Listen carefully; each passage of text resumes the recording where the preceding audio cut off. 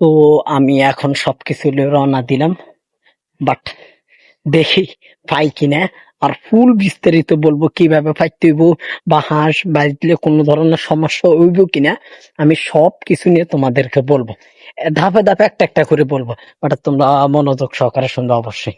Hello friends, welcome to my new blog. তোমরা তো শুরুতে একদম বুঝে গেছো আমি কই যেতেছি, বাট আজকে কিন্তু করলা আছে না, কলরারি, তিতের কলরা যেটা, ওইটা তোমাদেরকে দেখাই দিছি এখন। বাট এটা একদম অসাধারণ। আমি যখন এই ভেরিতে আগে আসলাম এগুলো কোনো কিছু করে না, বাট শীতের মৌসুমের আগে ওনারা অনেক ধরনের ফল ফুল করছে। বাট আমি তোমাদেরকে শুরু তো এবং করলা দেখাইতেছি, বাট আমাদের ভাষায় এগুলার করলা বলা হয়। তো উনি এখানে কাজ করতেছে, সার দিতেছে প্রতিটা গাছের গোড়ায়। উনি এখানে শ্রমিক কাজ করে। এখন অনেকগুলা করলা লইতেছে উনি, আর আমি দেখতেছি প্রচুর ভালো লাগতেছে। সকালবেলা তাজা তাজা গাছ থেকে এরকম করলা কেটে কেটে নিয়ে উনি মানে দিয়ে আসতেছে কর্মচারী তো উনি, বাট উনি মালিকের কাছে দিয়ে আসতেছে এগুলো। আমি মূলত আসতাম, তোমরা তো জানো আমি শর্টকা পাতি বগার জন্য।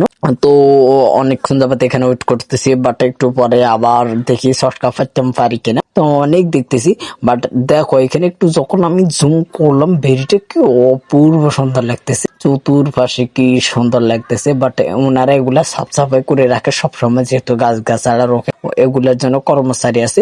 তো আমি হেঁটে হেঁটে মূলত এখন দেখতেছি, এই দেখতেছি বগ আছে কিনা। বাট প্রচুর বগ হঠাৎ চলে আসলো কোথেকে। তো আমি তাড়াতাড়ি আবার শর্টকাটারে সুন্দর করে পাতার চেষ্টা করতেছি, কিন্তু অনেক চেষ্টার পরে বাট এখন পারলাম আমি শর্টকাটা পাই।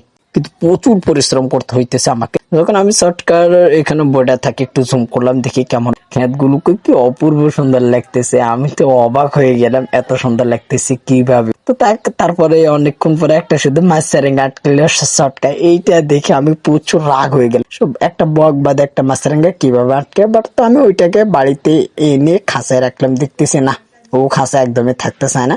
তো ওকে আমি হাতে নিয়ে নিয়ে এলাম, নিয়ে বিভিন্ন জায়গায় একটু টুকটাক দুষ্টামি করতেছি। তো প্রচুর ভালো লাগতেছে আর তো থাক। আলহামদুলিল্লাহ আজকের ব্লগটা এরকমই ছিল আর তো তোমাদের কাছে কিরকম লাগছে অবশ্যই কমেন্ট